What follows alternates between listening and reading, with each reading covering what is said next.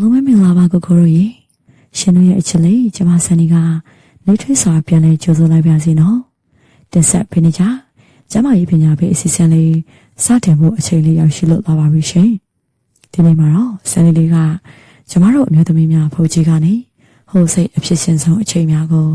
ကျမရေးအရာဒီအောင်စာပြပြပေးတော့မှာဖြစ်လို့အဆုံးထိလိုက်ပါစီမျိုးနားထောင်ပေးကြပါအောင်နော်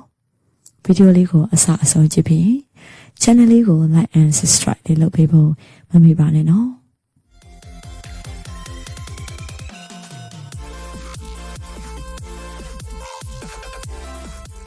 ကျမရဲ့အစီအစဉ်လေးစတင်လိုက်ကြအောင်လားရှင်ကိုကိုရီကျမရဲ့လေ့ကျင့်ခန်းကြီးများကိုလှုပ်ချင်ကိုင်ချင်ကြတာလူတဘာဝပဲမဟုတ်လားကိုကိုရီရှင်တို့ဆိုရင်ကျမရဲ့လေ့ကျင့်ခန်းကြီးကိုနေမနာညမနာဖြစ်ချင်စိတ်တွေရှိချတယ်မလားရှင်ဒီလိုပါပဲနော်ကျမတို့မိမသားများမှလည်းဖုန်ကြီးကနေတောင်းတလို့မန်းစာချမ်းချင်ကြတဲ့အချိန်အခါဆိုတာရှိပါရဲ့ရှင်ဒီလိုအချိန်မှာရှင်တို့သာအနာနာရှိနေပြီးကျမကြီးလေ့ကျင့်ကောင်းပေါင်းစုံနေလိုအပ်သမျှခလက်အကုန်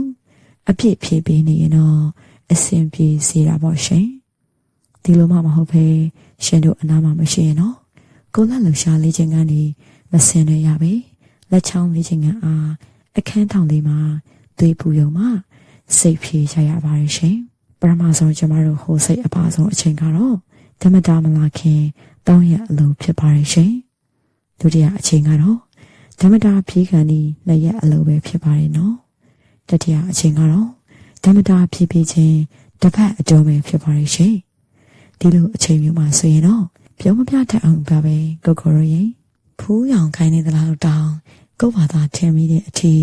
ဟိုစိတ်ကြီးတဖွာဖွာပေါ်လာနေတတ်ပါရဲ့ကိုကိုရီ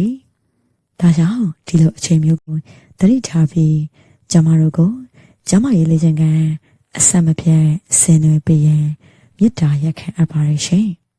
ကဲကိုကိုရီဒီနေ့ဆန်နေလေးပြပြခဲ့တာကတော့ကျမရဲ့အသိပညာပေးတစ်ခုမျှသာဖြစ်ပါရဲ့နော်နောက်ရက်ဒီမှာလေအခုလိုမျိုးကျမရေးဆိုင်ရာအသိပညာများကို